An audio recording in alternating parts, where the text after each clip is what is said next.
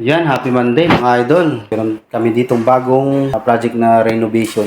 Maliit lang na bahay. Ayan, bali ito mga idol, may cabinet, may pinto ito. Tinanggal ko yung pinto kasi yung gusto ng may-ari gagawin na lang lamisa. Dahil nga dito napiktuhan dito dahil ayan oh. Kung nakikita nyo mancha na yan, siguro galing yan doon sa bubong. Ayun pa oh. Aakyatin ko yan. Tapos posibilidad na dinadaanan ng tubig. Ito gagawin na itong lamisa. Ayan, tatanggalin to. Ayan, tatanggalin. Ikakat na yan dito. Ito, okay lang to. I-reinforce lang namin to. I-repen. Kasi matibay pa naman, oh. I-repen lang yan. Ayan yung mga binaklas ko. Ayan, ito yung pinto. Dito. Ayan, oh. Yan. Tapos itong buo, yung kisame, wall, i-repen. Ayan, nandito ako ngayon sa second floor. Ayan, ito. I-repen din to. Tapos ayusin yan, i-align lang yan. Cabinet kasi ito mga idol. Yan o. Yan. I-align na ito. Ayusin.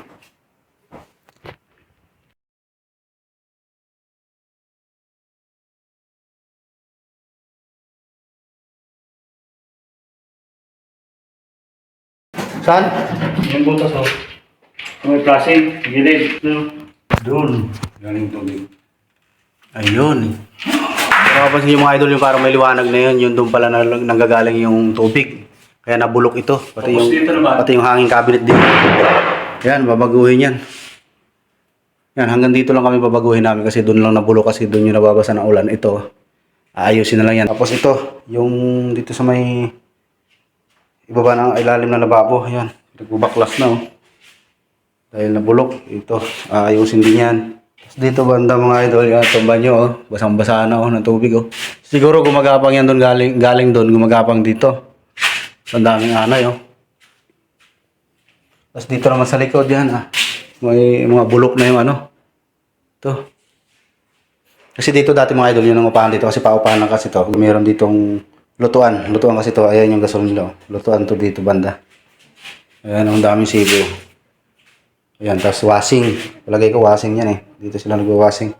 Kasi andito yung manhole nila. Yan, ito yung ilalim nung ginigiba ko doon sa taas. Yung may mancha sa taas, ito yung ilalim. Ilalim ng cabinet na ginigiba ko. Ayan, tagos dito yung tubig. Oh. Kaya kailangan talaga maayos yun sa bubong ng kwarto dito. Ayan, yung ceiling niya. Oh. Bulok na. Oh. Pero kung plywood lang yan mga idol, yung plywood lang ang papalitan namin dyan. Pero kung kasama yung pamakuan, pati yung pamakuan.